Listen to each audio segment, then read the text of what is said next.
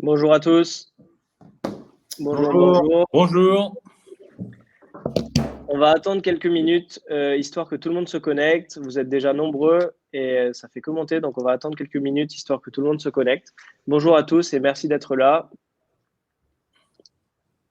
Merci. Ouais, merci pour l'organisation. Ouais. Merci Bonjour François, bonjour Manon et bonjour Christopher. Bonjour. Alors, nous allons attendre quelques minutes avant de démarrer. Effectivement, il y a énormément de personnes qui se connectent en même temps.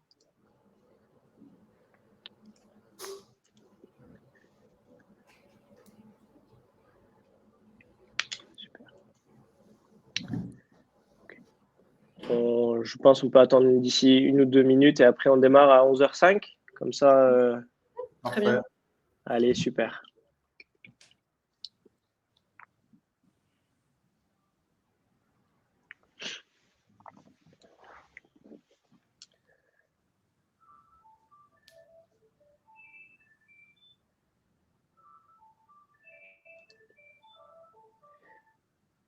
Allez, ça fait que monter, c'est super. Bon, j'espère que tout le monde va bien. Très bien, oui. On est en plein rush, là, en pleine saison du cycle, donc c'est très cool. Ok. Mais tout va bien. Ouais, avec le beau temps, les deux roues, peu n'importe, ça marche bien. Ah ben c'est sûr, c'est sûr, c'est le sujet.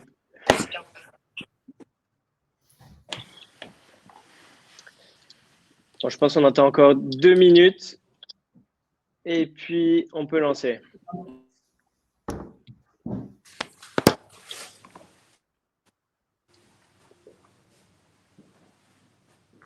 Monsieur Dubé, tout va bien?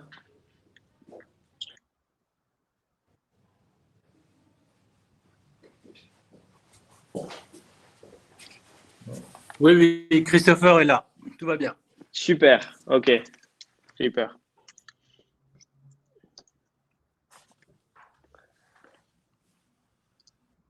Désolé, ici, on est dans un bunker et on reçoit. Enfin bref, on a souvent des problèmes de connexion. Bon, ça va le faire. Dans tous les cas, je pense que là, pour l'instant, tout fonctionne très bien. Et puis, le nombre de participants fait qu'augmenter, donc c'est très, très bien. Pour expliquer un petit peu, il faut savoir que voilà, pour les participants qui nous ont déjà rejoints, vous avez en bas à droite un onglet questions que vous pouvez déjà poser vos questions. On aura un temps à la fin vraiment accordé à ça pour y répondre. Et puis, si nous n'avons pas eu l'occasion de répondre à toutes les questions, nous vous recontacterons pour y répondre. Voilà.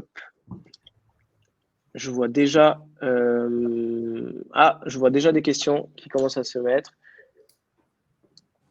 Ok, super. Donc, bonjour Alexandra, merci pour votre question. Oui, nous fournirons les supports de présentation. Vous aurez droit au replay. Eh bien, c'est super. Merci Guillaume d'avoir écrit bonjour à tous. Je vous invite peut-être pour un petit test technique, si vous voulez bien, déjà peut-être potentiellement écrire un petit bonjour sur la barre des questions. Bon, c'est pas vraiment des questions, mais c'est histoire de voir si tout fonctionne et nous dire potentiellement d'où vous venez, de quelle entreprise. Donc, si vous voulez le faire, il n'y a pas de souci. Ah ben voilà, action-réaction. Ça marche bien? Ça marche très, très bien. On voit les questions arriver, nickel. Petite notif à chaque fois. C'est parfait. Allez, super. Bon, je pense que nous allons démarrer. Alors, je pense que ça stagne. On a un nombre de participants. Bon, de toute façon, Vous m'entendez bien, Ronnie? Je vous entends très, très bien, Monsieur Dubé. Très bien. Petit test technique avec François. François, je vous entends aussi très bien. Et Manon, je pense que vous avez coupé le micro, mais je vous entends très, très bien. Allez, super. J'espère que vous allez bien tous et je suis très, très heureux de vous accueillir pour ce webinaire. Merci énormément de la part de toute l'équipe Nomatitude d'avoir accepté notre invitation. Et en tout cas, c'est un réel plaisir de vous avoir aujourd'hui à nos côtés. Donc, pour ce nouveau webinaire de Nomatitude, nous avons choisi le thème de la gestion de flotte et de la mobilité électrique des entreprises. Nous avons sélectionné quelques invités expressément justement pour en parler, pour avoir des retours d'expérience, pour avoir leur vision et surtout et vous allez avoir énormément de best practices lors de ce webinaire. Donc, n'hésitez pas en suivant à les contacter également si vous voulez avoir plus d'informations.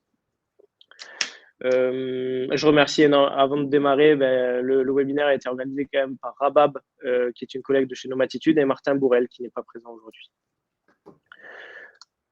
Alors, comme invité, nous avons Manon Laverne, qui est la fondatrice de Viluso. Vous aurez un peu plus d'informations sur l'entreprise un peu après. François Sorbier, qui est le responsable B2B de chez Angel. Christopher Dubé, qui est le directeur général de Mobilité Plus. Ce webinaire, évidemment, j'interviendrai également, je suis responsable commercial, expert en mobilité et en gestion de flotte chez Nomatitude. Hop, et basculer. Hop. Donc, Nomatitude, qui est une société française qui capitalise maintenant plus de 15 ans d'expertise en matière de gestion de flotte.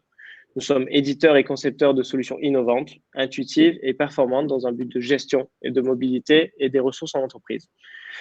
En tant qu'acteurs de la mobilité, nous mettons tout en œuvre pour favoriser l'innovation, l'agilité, mieux se déplacer, en sécurité. Je pense qu'on en parlera énormément avec monsieur Sorbier, de manière plus accessible, plus responsable, je pense que c'est le nerf de la guerre, et plus économique en restant connecté avec de nouvelles solutions à portée de main. Voilà. Donc voici un peu notre vision de la mobilité de demain. Tout l'intérêt en fait de ce webinaire aujourd'hui qui va se porter sur la mobilité électrique. Nous sommes convaincus qu'en fait les entreprises sont porteurs et doivent porter cette transition, notamment auprès de leur offre, mais également pour les collaborateurs au sein de l'entreprise. Donc voilà. Les entreprises doivent être en avant-garde en fait de cette transition et de ce changement. Alors, hop, je vais basculer. Donc, nous avons invité, comme je vous ai dit, trois entreprises qui sont plus ou moins liées dans le sens où nous sommes tous dans le monde de la mobilité électrique, mais dans des secteurs d'activité complètement différents. Donc voilà, vous aurez l'occasion de les écouter aujourd'hui. On va peut-être commencer par monsieur Sorbier qui va nous présenter Angel. Donc voilà, je vais passer la parole. Ok, top. Bonjour à tous. Ravi d'être présent aujourd'hui lors de ce webinaire sur la mobilité et sur l'implication des entreprises pour avoir un monde un peu plus éco-responsable. Alors, rapidement, chez Angel, nous, notre objectif et notre vision, c'est d'essayer de prendre soin des villes, d'y améliorer la sécurité et le bien-être des habitants et des collaborateurs. Du coup, par conséquent, donc c'est essayer de faire en sorte d'avoir des villes plus agréables à vivre. On est parti d'un constat, c'est qu'il y a 43% des émissions de CO2 aujourd'hui qui proviennent des véhicules thermiques individuels et qu'il y a plus de 60% des trajets de domicile-travail qui font moins de 5 km qui sont toujours réalisés en véhicules thermiques. Donc on a largement de quoi faire pour améliorer ces chiffres. Donc pour ce faire, on s'est posé autour d'une table, on s'est dit comment est-ce qu'on va pouvoir inciter des utilisateurs ou des non-utilisateurs à utiliser un petit peu plus des moyens de mobilité éco-responsable. Donc, on est parti sur le vélo et on a demandé à un panel de plus de 1000 ou 2000 personnes qu'est-ce qu'ils attendaient de leur vélo idéal. Donc, suite à ce sondage, il y a 3 choses qui sont ressorties et dont 2 à plus de 98%. 1, je veux que mon vélo me mette en sécurité. Donc, ça ressort dans chacun des cas. Et 2, j'ai peur de me le faire tirer, ce vélo. Donc, c'était les besoins et les craintes pour l'usage du vélo au quotidien. Donc, suite à ça, on a développé Angel. Après 3 ans de recherche et de développement, on a créé un vélo qui permet d'améliorer le plus possible la sécurité de l'utilisateur et un vélo qui va être le plus difficile possible à voler. Donc là-dessus, on a développé un vélo qui permet de répondre à ces 2 besoins. Et Angel est né il y a 2 ans maintenant. Et donc, on a équipé plus de 6000 personnes depuis. Et donc, avec des perspectives de développement en Europe et avec Angel for Business, qui est une solution dédiée pour les entreprises. Où de plus en plus d'entreprises équipent leurs salariés de vélos, que ce soit à travers Angel ou à travers d'autres services. Et c'est quelque chose qui commence à vraiment pousser en France l'économie en entreprise. Voilà. Ok, merci pour cette présentation. C'était très, très clair. Je pense qu'on va passer sur l'entreprise Mobilité Plus, mais malheureusement, on a un petit bug technique. Il nous a quitté. Je pense qu'il y a une coupure de connexion. Donc, je vais passer sur Viluso.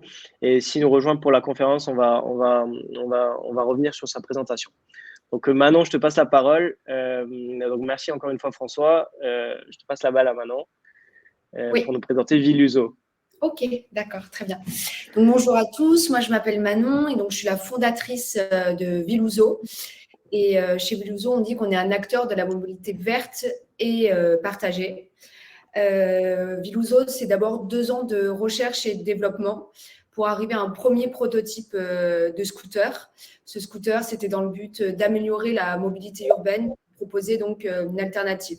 Je ne vais pas reprendre tout ce qu'a dit François, mais aujourd'hui, la pollution dans les villes qui sont vraiment dues à cause des thermiques, c'est vraiment un gros problème sur lequel aujourd'hui la société commence vraiment à se pencher, autant les pouvoirs publics que même les citoyens eux-mêmes. Et proposer Viluso, c'était amener un peu une sorte de contribution à cette pollution qui devient vraiment problématique dans les villes. Donc chez Viluso, on a 2 services. Donc le premier, c'est du B2C, c'est-à-dire que c'est pour toute la partie plutôt pour les particuliers. Donc c'est un scooter que nous avons designé nous-mêmes et qui aujourd'hui nous faisons en grande série. Ce scooter, il est donc une batterie au lithium que vous pouvez ramener chez vous et brancher sur une prise de secteur comme votre portable. Et ce scooter, il est distribué chez Fnac, Darty et sur notre site viluso.com. Donc ça, c'est vraiment la partie pour les particuliers avec laquelle on a commencé. Et la deuxième partie avec laquelle aujourd'hui, sur laquelle nous nous développons, c'est le service B2B, plutôt pour les professionnels. Donc c'est une sorte de solution en fait en 360 qu'on propose aux professionnels. Et à partir de là, ils peuvent ou prendre par exemple que la solution hardware, c'est-à-dire que le scooter que nous avons mis en place exprès pour les professionnels, qui est un scooter plus robuste, toujours avec une batterie au lithium. Ou sinon, ils peuvent prendre le scooter et le logiciel ou que le logiciel. C'est à eux de faire le choix et on les accompagne dans les 3 stratégies qu'ils choisissent. Pour l'instant, les 2 grands groupes avec qui on a signé ont choisi de prendre la solution logiciel Viluso plus le scooter Viluso.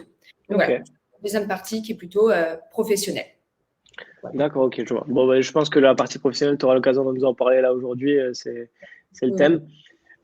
Donc ouais, j'ai Monsieur Dubé, donc François Dubé de Mobilité Plus qui nous a pas encore rejoint. Je sais pas si c'est dû à un problème de connexion. Pour vous expliquer rapidement, je pense qu'il sera beaucoup plus à même d'en parler, mais c'était voilà pourquoi il était également invité à ce webinaire.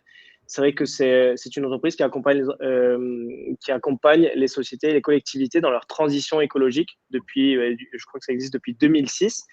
Et donc, ils proposent vraiment une vaste gamme de véhicules électriques, et notamment de voiturettes, de golf, des utilitaires, des bus.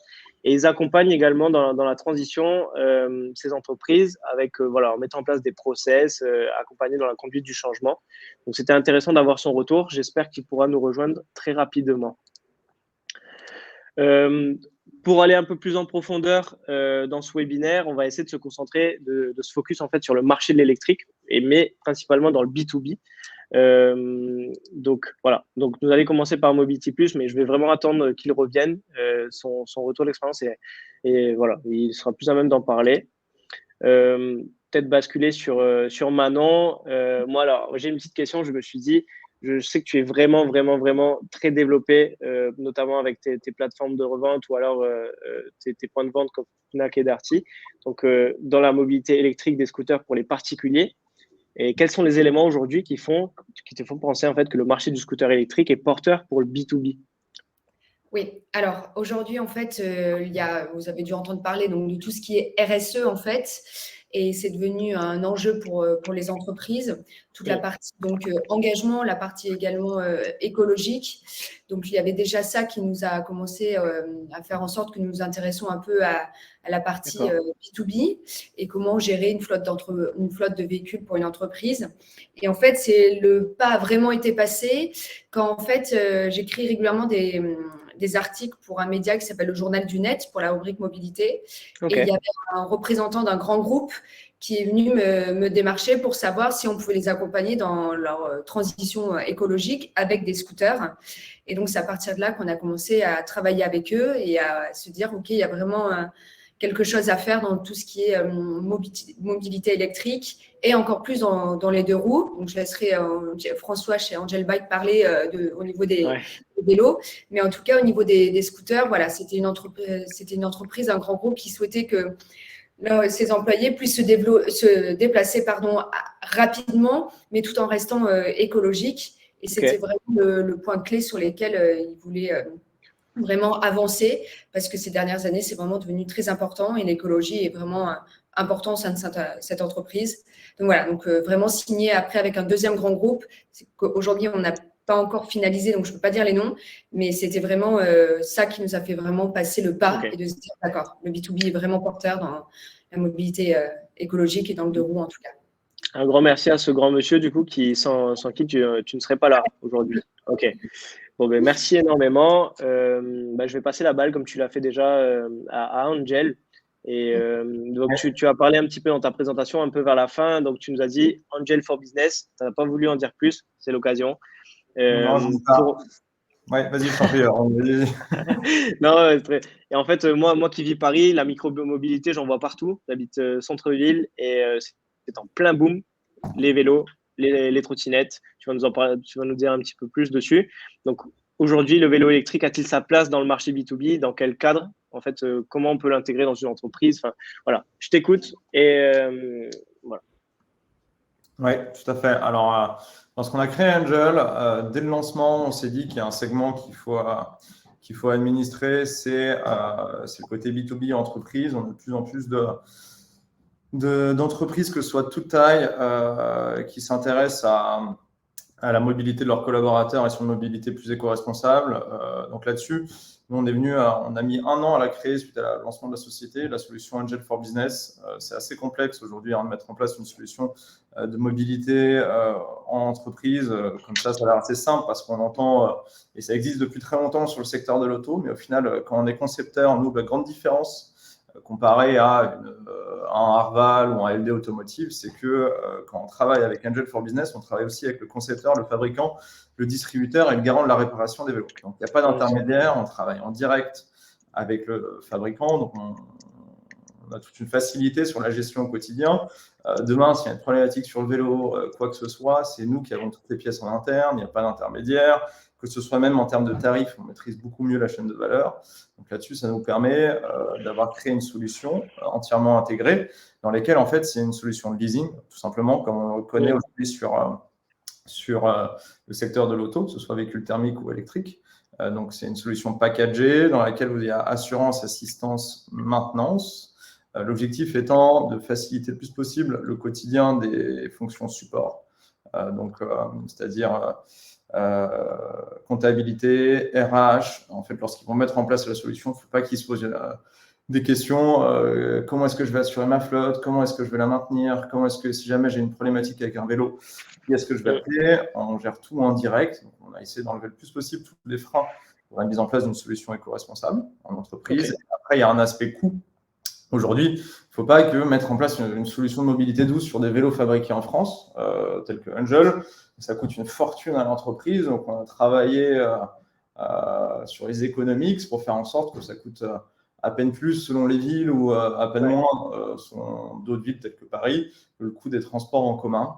Donc, aujourd'hui, pour une entreprise, que ce soit petite ou grande taille, qu'un salarié passe d'un véhicule thermique ou d'un transport en commun à un vélo électrique, des transports en commun au vélo électrique, c'est à peu près ISO en termes de coût et voire très bénéfique si on transfère un véhicule thermique à un vélo. Donc là-dessus, aujourd'hui, ce qui marche bien, c'est la multimodalité. Donc effectivement, le vélo ne va pas aller remplacer un scooter, ne va pas aller remplacer une voiture électrique ou thermique.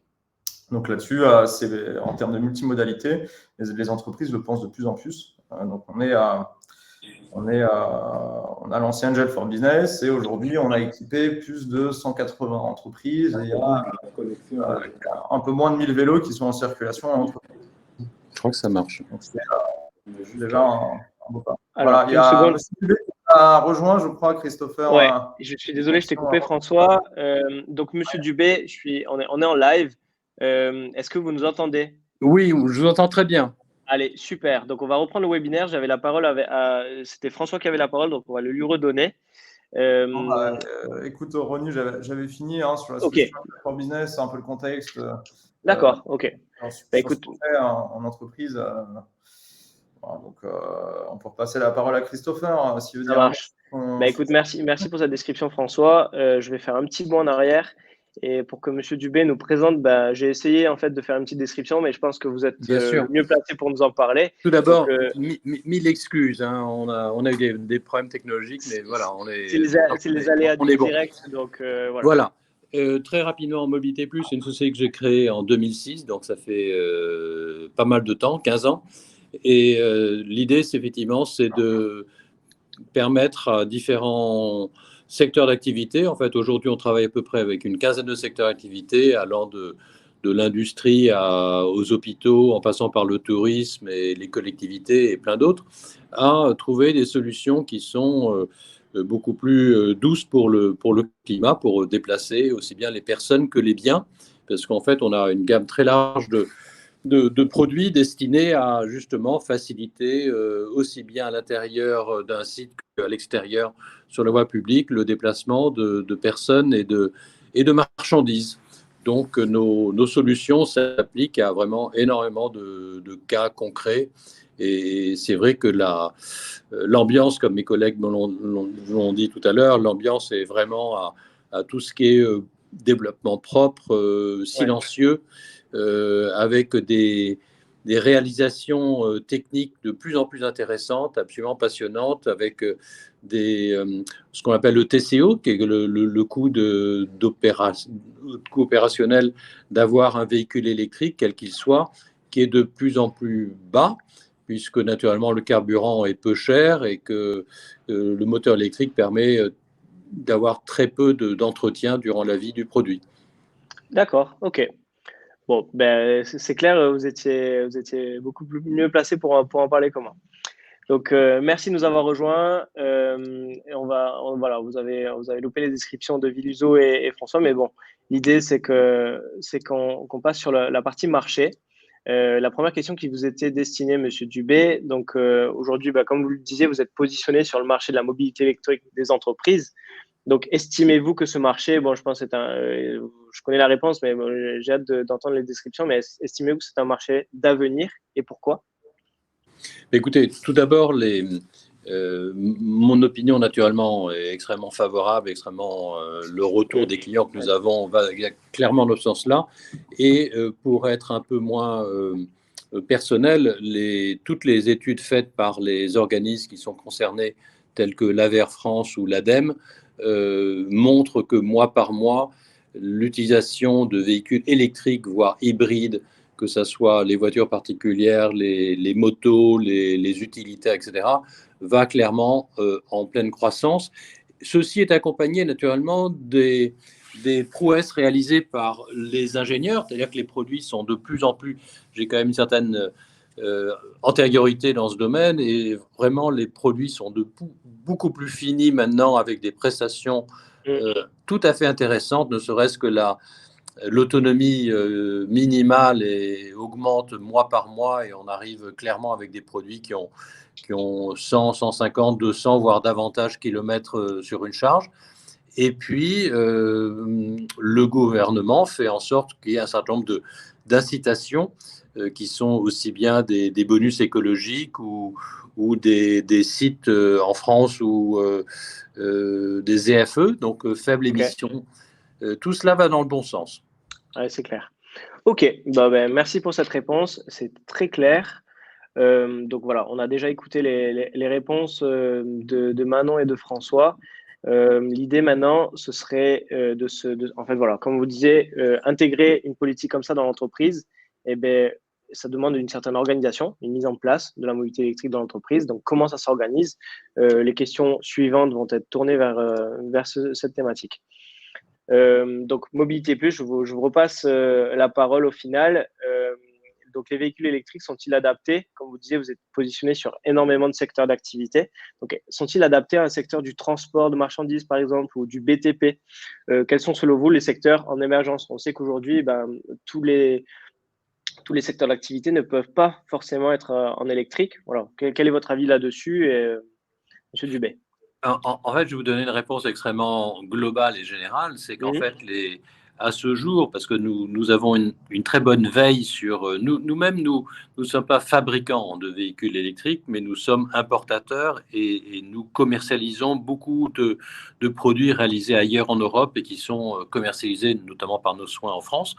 Pour répondre à votre question, à ce jour, en termes de transport de personnes et de transport de marchandises, on peut pratiquement tout faire à l'exception des camions qui font des très longues distances. À ce jour, c'est le seul problème, c'est le problème de charge et de grosse autonomie. Donc les camions sont, en fait, ce qui se passe aujourd'hui, c'est que les camions s'arrêtent dans la périphérie d'une grande ville comme Paris ou Marseille ou Lille pour être déchargés sur des unités plus petites qui sont électriques. Et en ce qui concerne le BTP, on travaille beaucoup avec le BTP, aussi bien pour le déplacement de personnes que de matériel, sur site ou hors site. Et nous travaillons avec les grands noms du BTP. D'accord, ok. Donc aujourd'hui, la mobilité électrique peut totalement être insérée dans le monde du BTP pour les engins de chantier, les choses comme ça. Absolument. D'accord, ok. Quelques secteurs éventuellement en émergence on n'a pas forcément, on n'y pense pas forcément pour la mobilité électrique tout de suite, mais on se dit potentiellement c'est des choses qui vont à venir et qui sont potentiellement qui sont opportuns pour l'avenir. Écoutez, il y en a beaucoup. Il y a aussi bien le domaine un des secteurs essentiels, mais je crois que ça va de soi, c'est le tourisme.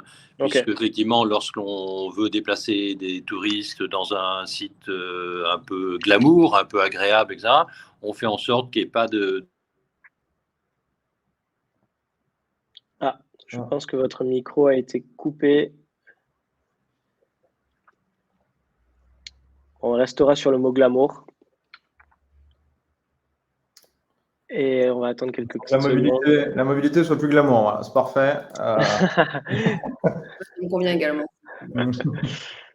Bon, j'en profite. J'ai vu qu'il y a pas mal de participants qui nous ont rejoints en cours de route. Merci de nous avoir rejoints. Je suis vraiment désolé que vous avez loupé le début.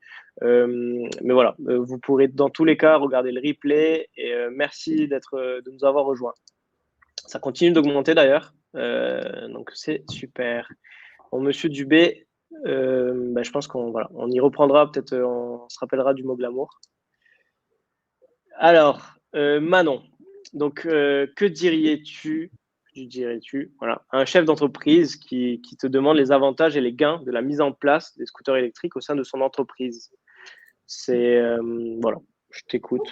D'accord, pas de souci. Alors, je vais différencier du coup avantages et gains. Ouais. Avantages, je parlais déjà un petit peu tout à l'heure, c'est déjà au niveau de tout ce qui est image que ça donne pour une entreprise. Ça donne une entreprise déjà qui est engagée et qui écologiquement veut aussi faire bouger les choses. Il y a également le fait que les avantages avec un 2 roues électrique, celui qu'on propose pour les entreprises, il va que jusqu'à 45 km/h, c'est-à-dire qu'il est bridé. Et il peut être conduit à partir de l'âge de 16 ans. Donc, s'il y a des alternants, ce qui est le cas avec un des groupes avec lequel on va travailler, il y a des alternants qui souhaitent conduire les 2 roues, ils peuvent, parce que juste avec ça s'appelait avant un BSR ou un permis AN, ils peuvent utiliser le véhicule. C'est également pratique pour le côté petit trajet et se déplacer rapidement en ville. En ville, on va dire, quand on prend Paris, on pourrait prendre ville et première couronne. C'est à peu près adapté, surtout pour ce type-là de trajet. Donc, je dirais que c'est le côté surtout pratique, écologique et image. Et ensuite, au niveau des gains, donc bon, après ça, c'est pas vraiment un secret que le fait que l'électrique coûte moins cher qu'un thermique. On l'a vu ces derniers temps avec la guerre en Ukraine. Je ne vais pas en parler non plus pendant très longtemps, mais on sait très bien le coût que ça a aujourd'hui un thermique. Il y a également l'image que ça produit auprès des clients et ce que ça peut aussi permettre à l'entreprise de dégager financièrement après lorsqu'elle a acquis des nouveaux clients. Il y a également le fait qu'un scooter électrique, c'est beaucoup moins coûteux au niveau de l'entretien.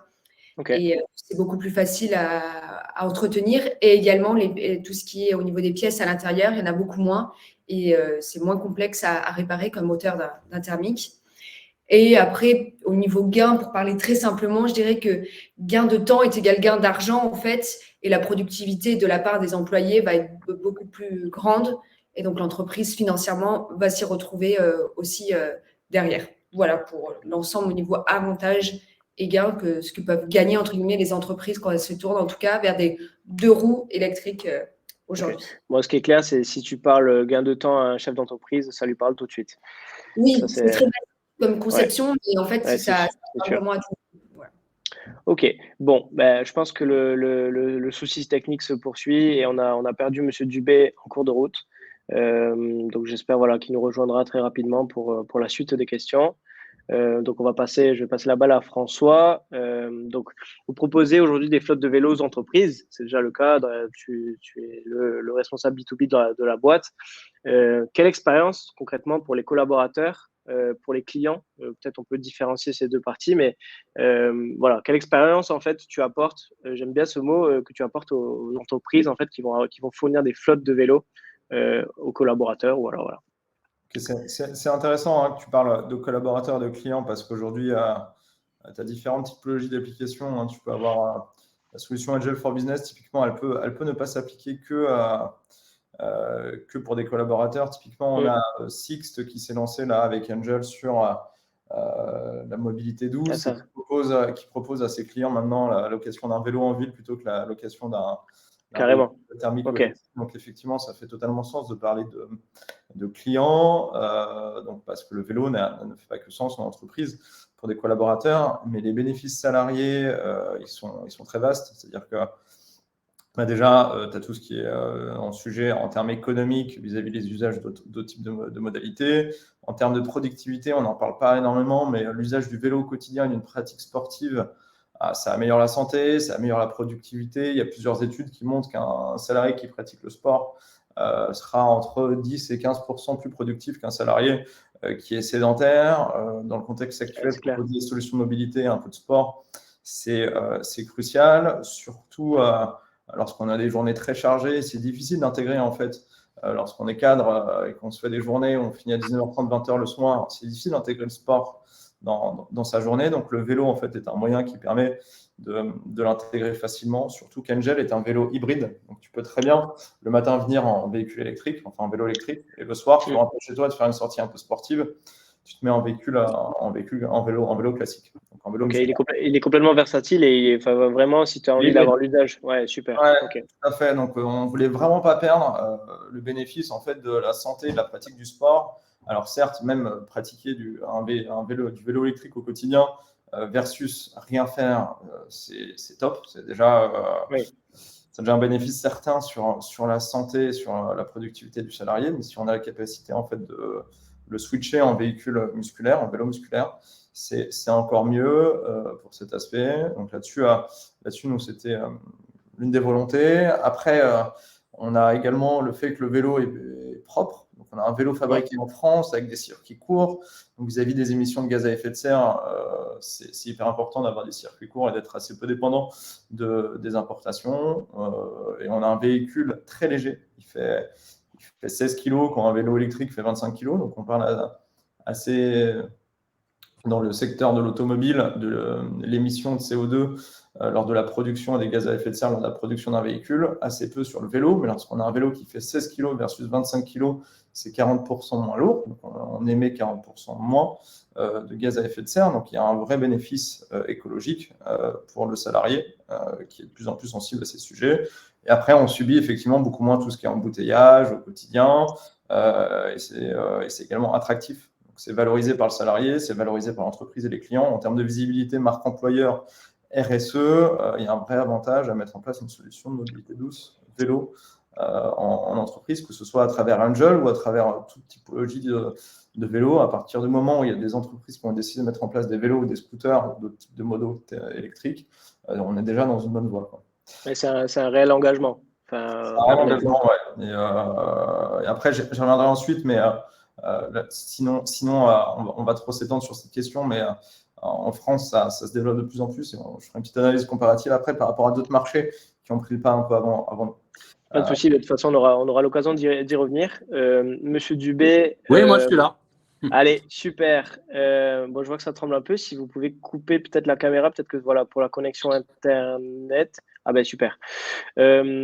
je vais revenir rapidement sur votre question. Donc, voilà, pour rappeler rapidement, on avait fait un petit focus, on avait parlé marché, et maintenant, c'est surtout la mise en place de cette mobilité au sein de l'entreprise. Donc, aujourd'hui, les véhicules électriques sont, voilà, vous y avez répondu, je suis vraiment désolé, je n'ai pas besoin d'y revenir. On va passer sur la conduite du changement. Effectivement, je vais parler un petit peu dans un premier temps, avant de vous passer la parole. Aujourd'hui, chez Nomatitude, on accompagne énormément d'entreprises. Pourquoi, en fait, aujourd'hui, on est en mesure de faire un webinaire comme celui-là avec énormément d'acteurs complètement différents, dans le sens où vous avez, on parle micro-mobilité, on va parler de scooters électriques, on va parler de BTP, transport de marchandises. Et bien, en effet, nous, en fait, on propose, on va être un acteur, on va dire, en soutien, en pilote. On va accompagner les entreprises aujourd'hui pour piloter cette flotte au sein de l'entreprise, que ce soit des véhicules thermiques, que ce soit des véhicules électriques. Bien sûr, on est en train de pousser, de proposer davantage de solutions pour la mobilité électrique. L'idée, c'est d'accompagner à travers des solutions concrètes de géolocalisation, de dématérialisation, de gestion d'intervention à ces entreprises pour mieux organiser en fait cette flotte au sein de l'entreprise. Donc, on va fournir des boîtiers, des solutions de géolocalisation qui, dans un premier temps, vont permettre de faire du suivi en temps réel. Donc, on en avait parlé peut-être de la partie vol, de la partie gestion. Donc, vraiment fournir aux responsables de flotte, aux responsables de parc, aux gérants d'entreprise, la possibilité d'avoir une vision globale sur l'ensemble de sa flotte. Si c'est des collaborateurs, admettons ce sont des véhicules de fonction pour une flotte de commerciaux, eh bien, c'est une possibilité de suivre en temps réel l'ensemble de sa flotte et de mener des actions de management. Suite à ça, dans un second temps, on va récupérer toutes les données. Il y a énormément de données qui vont être qui font sur tous les trajets, sur le kilométrage, notamment sur la charge de la batterie. Donc énormément de données qui vont remonter et une plateforme qui vous permet de recenser toutes ces données de manière synthétique et qui vont vous aider sur votre prise de décision. Et c'est essentiel aujourd'hui pour optimiser, justement pour faire baisser ce que disait M. Dubé tout à l'heure par rapport au TCO. Donc, optimiser sa flotte, malgré qu'on ait une flotte qui est de plus en plus verte, l'optimiser, gain de temps, gain d'argent, comme a dit Manon, c'est essentiel.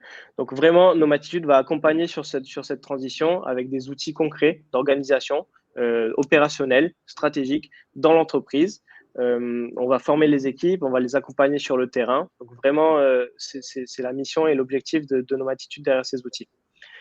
Voilà, donc c'est super intéressant, moi c'est très valorisant par rapport à notre métier aujourd'hui parce qu'on parle à énormément d'interlocuteurs et voilà, donc, ce qui varie énormément. Aujourd'hui, on peut discuter avec des personnes dans le monde de la micromobilité et alors basculer complètement et aller dans le monde du BTP. Donc c'est vraiment très valorisant. Voilà, donc par rapport à Mobilité Plus, Monsieur Dubé, je ne sais pas si vous m'entendez bien. Oui, j'entends René. Allez, super. Donc, vous avez dit tout à l'heure, vous accompagnez les entreprises dans la transition vers l'électrique. Quelles seraient concrètement les grandes lignes en fait, de ce changement chez eux et comment s'insère cette politique? Alors, je pense qu'il y a effectivement l'intérêt que nous avons tous compris de passer à l'électrique. Après, vous avez la possibilité, est-ce que les modèles qui peuvent remplacer les modèles, disons, diesel ou essence sont disponibles avec des caractéristiques assez semblables? La réponse est quasiment oui dans tous les cas. L'autre point qui est important, c'est compte tenu de la taille du véhicule, vous avez différentes solutions pour les bornes de recharge. Vous avez des bornes de recharge qui sont tout simplement des prises de 120 volts que vous pouvez avoir dans votre garage. Et puis après, pour l'industrie, vous avez des prises plus importantes avec une recharge plus rapide. Je crois que c'est important de dire effectivement que le système de recharge a bien progressé en France et ceci est un vecteur essentiel puisque c'est la source d'énergie comme nous le savons tous. Nous, pour répondre à votre question, René, nous avons assez d'entreprises qui nous demandent, effectivement, c'est du conseil avisé, de pouvoir passer leur flotte thermique vers une flotte électrique. Et donc, nous comparons effectivement au cas par cas, parce que tous les véhicules sont différents, quel est le cahier des charges. Et nous leur démontrons, si vous voulez, qu'avec l'économie opérationnel, en fait, quelque part sur 2 ans, on revient parce que naturellement, les véhicules électriques sont un petit peu plus chers, voire nettement plus chers que l'équivalent thermique. Mais sur la durée, on s'y retrouve tout en bénéficiant également d'une image de marque bien supérieure. Et c'est vrai que le TCO vous permet, dans certains cas de figure, dans pratiquement tous les cas de figure, de revenir à l'équilibre après 2-3 ans. Ok. En effet, ok, ben, c'est noté. Merci beaucoup pour cette réponse. Et donc, Manon, donc vous avez expliqué l'intérêt concrètement de la mise en place de vos services dans les entreprises. Comment accompagnez-vous les entreprises avec l'installation de ces nouveaux modes de déplacement, des scooters? Comment on fait concrètement? Ok, d'accord. Alors, en fait, il faut savoir qu'on accompagne sur plusieurs plans, plusieurs points. J'ai un peu expliqué au début. Déjà, ça va dépendre de la solution qu'ils prennent. Si est-ce qu'ils nous prennent uniquement le logiciel Viluso, ce qu'on appelle aujourd'hui le software, que le scooter, qu'on appelle le hardware, ou le software plus le hardware, donc c'est-à-dire le logiciel plus le scooter, pardon.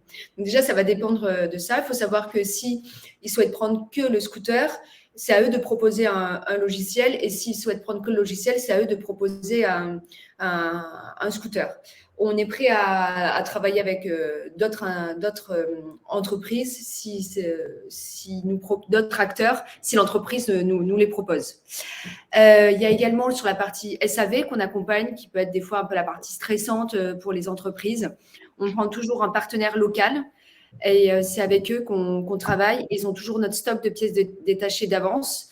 Il faut savoir que nous, on a commencé en plein milieu de la crise sanitaire et on a compris l'importance que c'était d'avoir un stock de pièces détachées très important, quitte à en avoir même trop d'avance parce qu'on n'en a jamais trop, croyez-moi. Et c'est très important pour au niveau de la réactivité et pour rassurer autant les particuliers aussi. Hein. Ça marche aussi avec eux que des professionnels pour que le scooter soit réparé le plus vite possible. Il y a également au niveau, on pourrait dire au niveau administratif du logiciel, c'est-à-dire qu'on accompagne sur tout ce qui est les données qui remontent, donc pas les données personnelles, hein, les données par exemple le temps moyen d'un trajet des collaborateurs en général, quand est-ce que ça va être plus utilisé ou pas, et ça nous permet donc par exemple de se rendre compte que le lundi matin entre 9h et 11h, il faut absolument, les scooters sont beaucoup plus utilisés. Donc, il faut absolument que tous les scooters le lundi matin soient prêts avec des batteries bien pleines, etc. Donc, voilà, c'est ce type de choses qui peut paraître des détails, mais qui sont très importants et ça fait partie de l'accompagnement qu'on fait au sein des entreprises. Et la dernière partie, c'est la partie financement. Et on travaille avec des entreprises de leasing qui accompagnent, donc du coup, c'est notre intermédiaire pour accompagner les professionnels sur la partie achat des scooters en leasing. Et ils ont repris à la fin. Ça évite aux entreprises qu'on accompagne de se retrouver avec des scooters entre guillemets abîmés quoi, à la fin et de ne pas savoir quoi en faire, ou sinon que nous, on aurait dû les récupérer et après, qu'est-ce qu'on en fait au niveau du recyclage, etc. C'est très compliqué. Travailler avec des entreprises de leasing qui, eux, dans le contrat, à la fin, récupèrent le scooter. C'est vraiment un point très important et c'est quelque chose qu'on met en place avec les professionnels avec qui on travaille. Donc voilà, l'ensemble des points sur lesquels on les accompagne.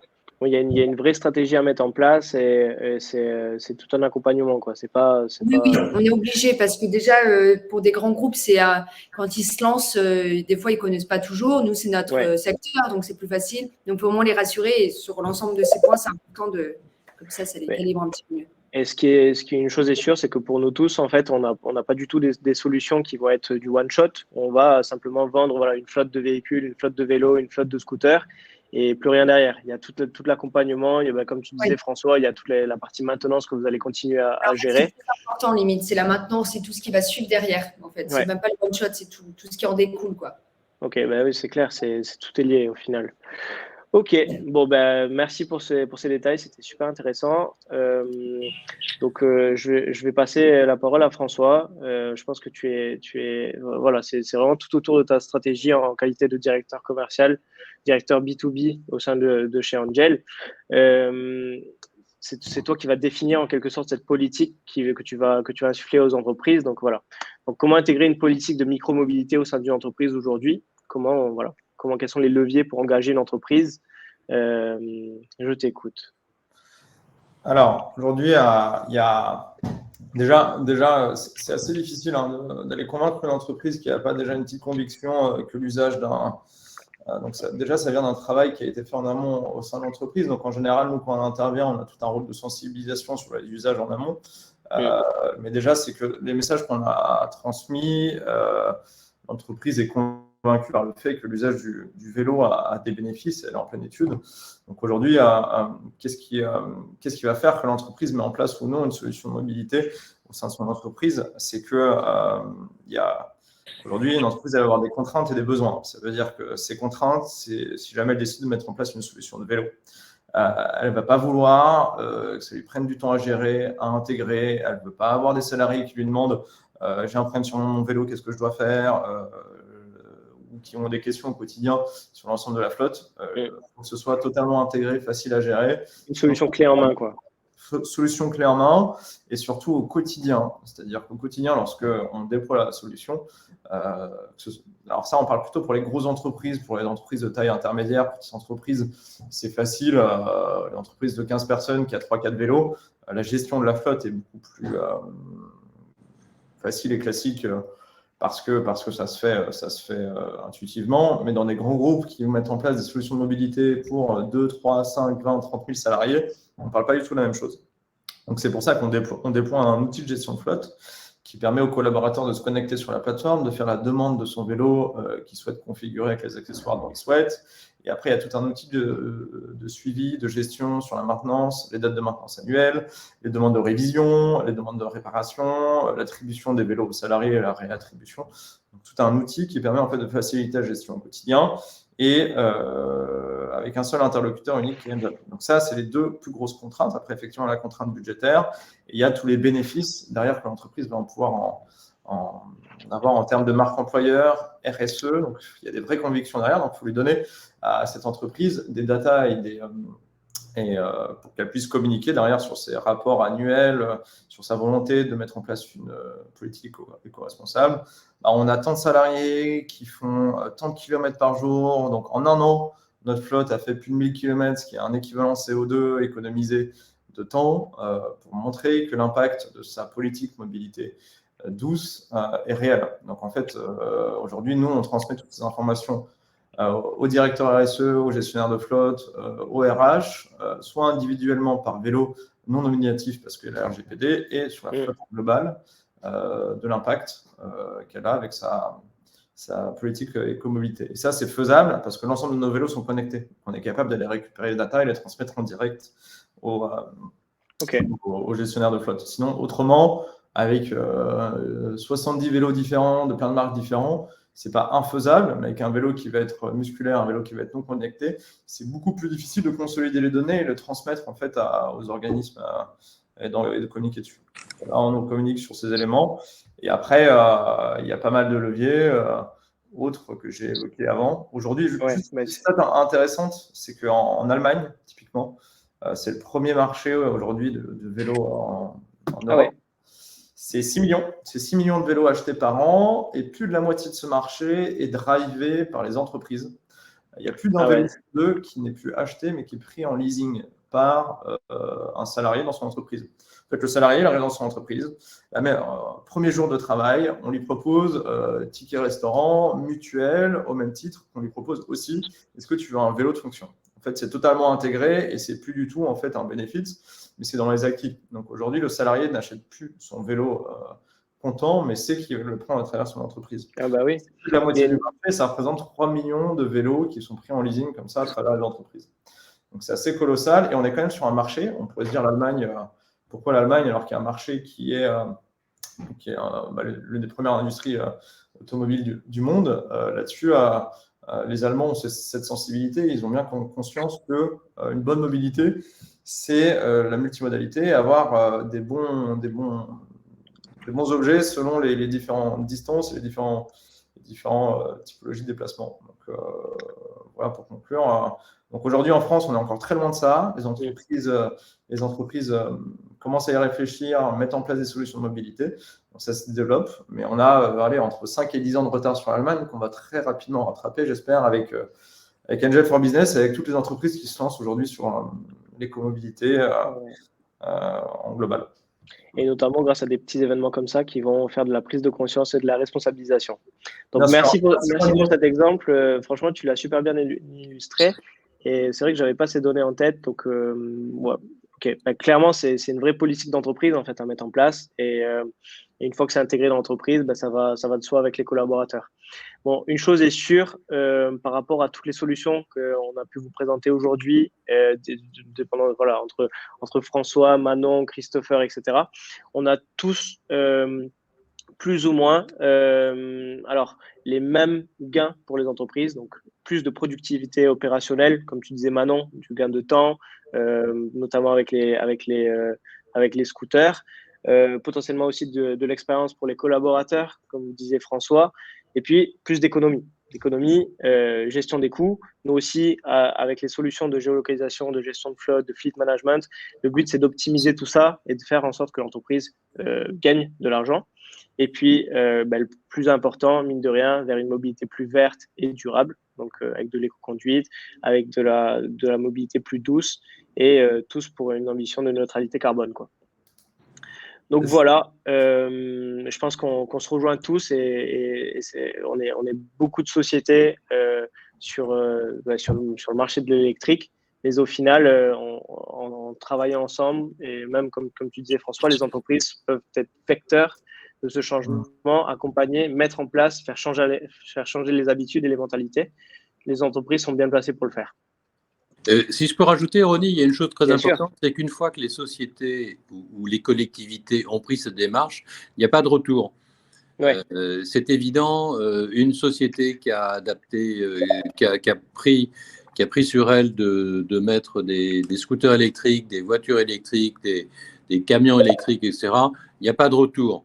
Et il n'y a aucun appel d'offres aujourd'hui pour des véhicules diesel. C'est le sens de l'histoire, hein. C'est pas juste quelque chose qui est passager. C'est encore une fois, la voie est tracée. Ok, ben, vous avez tout dit.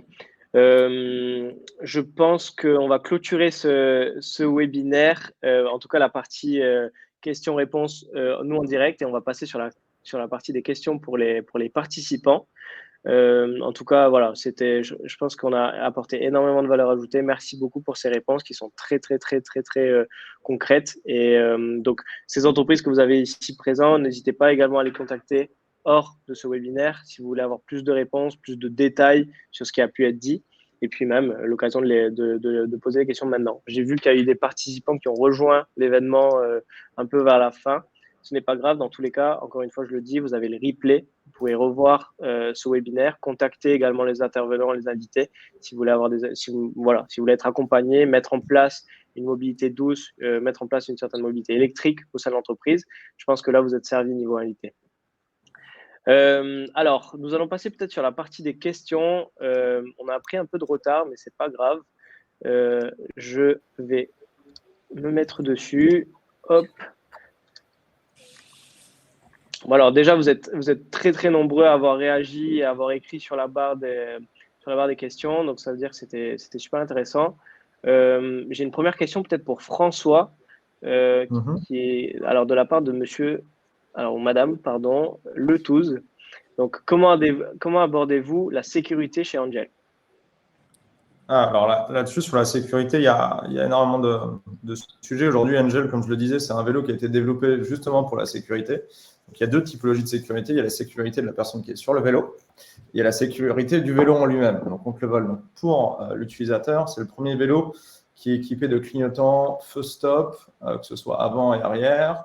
On a des alertes chute. Donc, il y a des capteurs un peu partout dans le cadre. Donc, en cas de chute, ça alerte par SMS un contact de référence. Donc, ça se passe grâce à une carte SIM 4G qui est intégrée dans le vélo.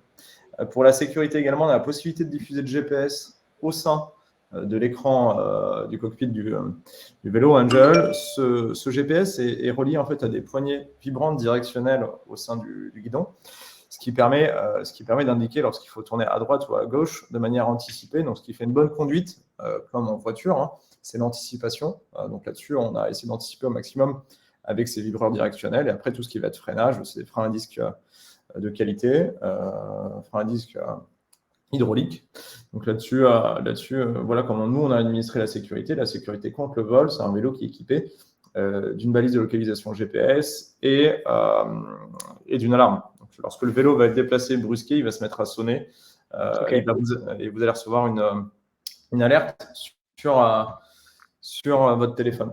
Donc ça, c'est de cette manière qu'on a attribué, dont on a répondu au besoin d'améliorer la sécurité sur le vélo et contre le vol. Ok.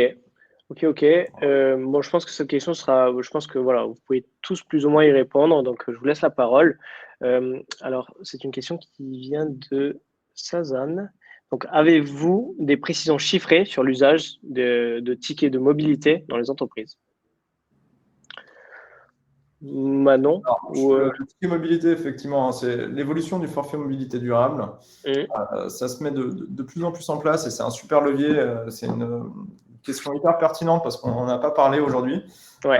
Le ticket forfait mobilité, en fait, est l'un des premiers leviers qui permet aujourd'hui de contribuer et inciter les salariés à utiliser des moyens un peu plus éco-responsables et surtout sur des salariés qui aujourd'hui n'avaient aucune contrepartie financière. S'ils venaient à vélo, s'ils venaient avec d'autres types de mobilité, l'entreprise ne participait pas financièrement.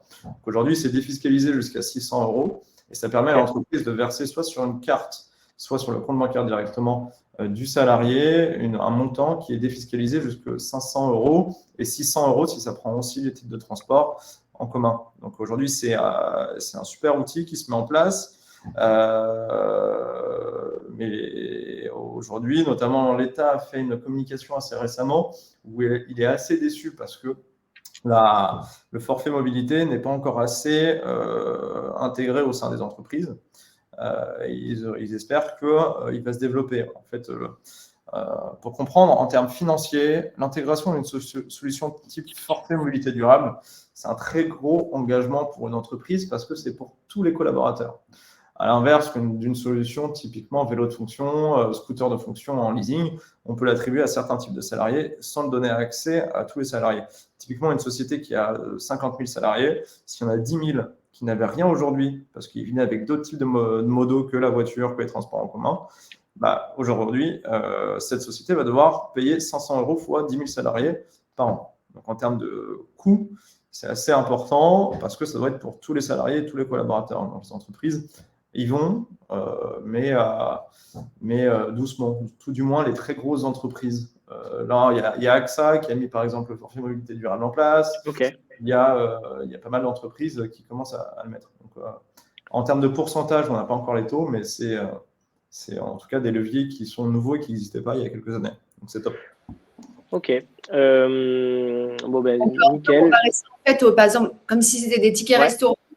Et en fait, par exemple, quand l'entreprise, étant donné que c'est un coût à elle, pour elle de mettre en place une gestion de flotte, ce type de ticket de mobilité, ça leur permet encore une fois de réduire leurs coûts, en fait, étant donné qu'ils n'ont plus à payer ce ticket de mobilité, étant donné qu'ils mettent à disposition une flotte de véhicules électriques, par exemple. C'est comme un ticket restaurant. Imaginons que vous donnez un ticket restaurant à vos collaborateurs, à vos employés, pardon, pour qu'ils puissent aller manger. Mais aujourd'hui, si vous proposez une cantine, vous n'avez plus besoin. Bon, c'est un peu plus compliqué là-dessus. Je ne vais pas me rentrer dans les tickets restaurants, mais c'est comme ça le système. Pour ceux qui ne connaissent pas les tickets de mobilité, pour ceux qui nous écoutent, pour faire une comparaison avec des tickets restaurants, c'est un peu la même chose, on pourrait dire. Ouais, super. Merci pour ces réponses. Et du coup, Manon, je te laisse encore la parole. Combien de temps maximum tient une batterie pour l'utilisation d'un scooter Viluso? Alors, on parle toujours en kilomètres, on ne parle pas en temps. Ça va déjà dépendre si c'est une conduite sportive ou pas. Et nos scooters sont homologués pour 2. Ils peuvent porter jusqu'à 225 kg. Donc déjà, ça va dépendre du nombre de kilos que vous mettez sur votre scooter. En moyenne, aujourd'hui, pour un poids moyen, un trajet moyen, on dit qu'on utilise à peu près 50 à 60 km l'autonomie d'une batterie d'un scooter Viluso. Ok, d'accord. Donc, pour la ville, tout à fait confortable. Mais voilà, il faut rester dans un secteur de ville ou de première périphérie. Très adapté pour de l'intramuros, du Paris centre-ville, etc. Et première couronne. Après, quand ça va plus loin, ça peut devenir plus compliqué. Ok.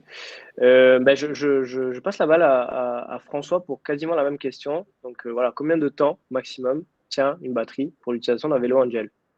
Alors, l'autonomie de nos batteries, on est en moyenne autour des 50 km. On a effectivement, on annonce 70 km selon les typologies d'assistance qui sont utilisées. Mais dans le quotidien, on est plutôt aux alentours des 50 km de moyenne selon les différentes utilisations, avec une charge complète. Il faut savoir qu'on a une batterie qui est légère, qui fait que 2 kg, qui se recharge en 2 heures sur prise secteur. Donc, sachant qu'un trajet domicile-travail est en moyenne de 5 km, on va pouvoir faire entre 8 et 10 trajets avec une charge complète, en gros. Ok. Merci. Et la durée de vie de la batterie, quand est-ce que on va devoir la recycler et passer par notre organisme de recyclage qui est Corepil, c'est après 49 000 km ou 750 cycles que la batterie perd 20% d'autonomie maximale. Donc, elle n'est pas achetée, mais elle perd 20% après 49 000 km ou 750 cycles. Ok. Donc, ce qui est pas mal. Hein. Ah bah oui, c'est très bien même. Merci. D'accord. Monsieur Dubé, Mobility Plus, alors j'ai une question. N'importe quelle société peut vous contacter pour des conseils en mobilité électrique d'entreprise? Et si oui, comment?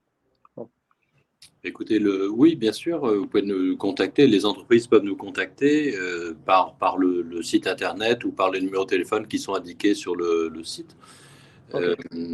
Voilà, oui, c'est très simple. Je ne vais pas rebondir sur l'autonomie des batteries parce qu'on a tellement de produits dans notre escarcelle que je pense que c'est au cas par cas. Il faut nous contacter pour connaître les questions d'autonomie et le poids des batteries. Ok, pas de souci. Alors, nous avons une question de monsieur Thierry Jouzier qui est adressée à Viluso. Alors, bon, désolé si vous avez loupé, monsieur, le début de la visio, c'est marqué, c'est pas grave. Est-ce que la solution Viluso est déployable en région? Oui, il n'y a aucun souci. On déploie également en région et on travaille, là pour l'instant on a commencé avec de grands groupes, mais on est en discussion également avec des institutions. Donc, je ne sais pas de quel type d'entreprise vous venez, privé, public, institutions, collectivités territoriales, etc. Il n'y a aucun souci là-dessus et le temps que c'est dans l'ensemble de la France métropolitaine. Voilà. Ok. Bon, en tout cas, alors on a énormément de messages de remerciements, donc adressés à toutes les entreprises ici présentes en tant qu'invités. Je vous remercie aussi à tous en tant que participants d'être là et d'être. Voilà, je vois énormément de messages de remerciements et de bravo, de félicitations. Donc c'est vraiment sympa de votre part. On espère que ce webinaire a eu énormément de valeur ajoutée et qui a pu répondre à énormément de vos questions. Je ne sais pas si Manon, François ou Christopher, vous avez des choses à rajouter.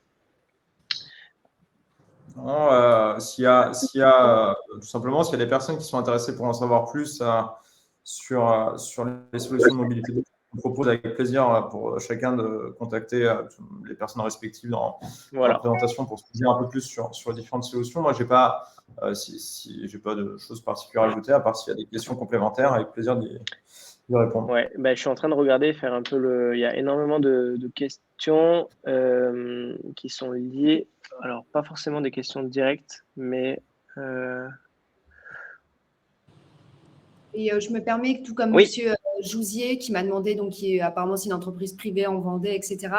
Je vais noter mon adresse email si jamais vous avez des questions. Comme disait François, il n'y a aucun souci. C'est hello, comme bonjour en anglais, @viluso.com. Vous pouvez également aller sur le site. N'hésitez pas à me dire que vous venez du webinaire, etc. Et il y a la personne responsable de la partie B2B qui prendra contact avec vous. Et ouais. Ok. Et François, je pense que le sujet des tickets de mobilité, ça a été très bien expliqué. Et également, merci à Manon, parce que je pense que c'est un sujet qu'on n'a pas abordé. Et c'est des choses que beaucoup de collaborateurs peuvent se poser comme question. Donc, si vous avez des détails là-dessus, voilà, je vous invite à contacter ces invités. C'est monsieur Sorbier et Manon pour avoir. Voilà. Et vous pouvez également, pour toutes les questions de mobilité qui sont très vastes, vous pouvez contacter, envoyer un petit mail sur contact@mobilitéplus.fr et nous serons ravis de vous répondre rapidement. Oui, carrément. Écoutez, merci beaucoup, sachant que le replay sera disponible sur notre site internet et également vous allez avoir les coordonnées de chacun des invités aujourd'hui. Vous pouvez les contacter directement sur le site internet, contacter les entreprises. François, où est-ce qu'on peut vous trouver? Sur LinkedIn. J'aime bien échanger directement. Si les personnes ont LinkedIn, ajoutez-moi, c'est avec plaisir de vous avoir dans notre réseau. Comme ça, dès qu'on communique sur la mobilité, vous aurez des infos sur LinkedIn, ça peut être sympa. Et après, sinon, c'est François, tout simplement, @angel, avec 2 L, .bike. Ok. Ça, c'est mon mail perso. Et alors, on en avait parlé rapidement, François, mais vous avez également un showroom où on peut passer et éventuellement. Ouais. Tout à fait. On a notre showroom qui est basé sur la place des Victoires dans Paris. C'est au 54 rue Étienne Marcel. Et on vient d'ouvrir un pop-up shop dans le Marais. On peut aller voir et tester les vélos. Donc là, c'est 12 rue Philippe du Calvaire dans le Marais. Donc, n'hésitez pas à passer, voir nos vélos, les essayer. Et si vous voulez me voir moi, c'est plutôt au showroom à Place des Victoires. Ok, d'accord. Et Manon, du coup? Nous, on est exclusivement en ligne. Donc, du coup, c'est sur le site www.vilouzo.com. Voilà. Ok, c'est noté. Bon, en tout cas, merci beaucoup. Je m'adresse maintenant à tous les participants. Voilà, j'ai vu énormément. Merci encore pour tous ces messages. Je ne manquerai pas de les transmettre à François et Manon. N'hésitez pas également à nous dire si vous avez d'autres sujets liés à la mobilité électrique sur lesquels on n'a pas abordé, qu'on peut peut-être vous contacter et vous y répondre directement. Voilà, en fonction des personnes, en fonction des interlocuteurs à qui vous voulez vous adresser vos questions. Et puis même si vous avez d'autres sujets de webinaires sur lesquels vous pensez que Nomatitude pourrait éventuellement inviter, intervenir et apporter de la valeur. Merci à tous en tout cas. C'était vraiment un réel plaisir. Merci à François, merci à Manon, merci à Christopher. C'était vraiment, vraiment sympa et merci d'avoir accepté l'invitation. Super webinaire et merci encore. Merci René. Merci mille fois René. Oui, et merci à l'équipe Bravo à tous pour l'organisation. Merci, bonne journée. Merci, au revoir, bonne journée à tous, au revoir, bon appétit. Merci.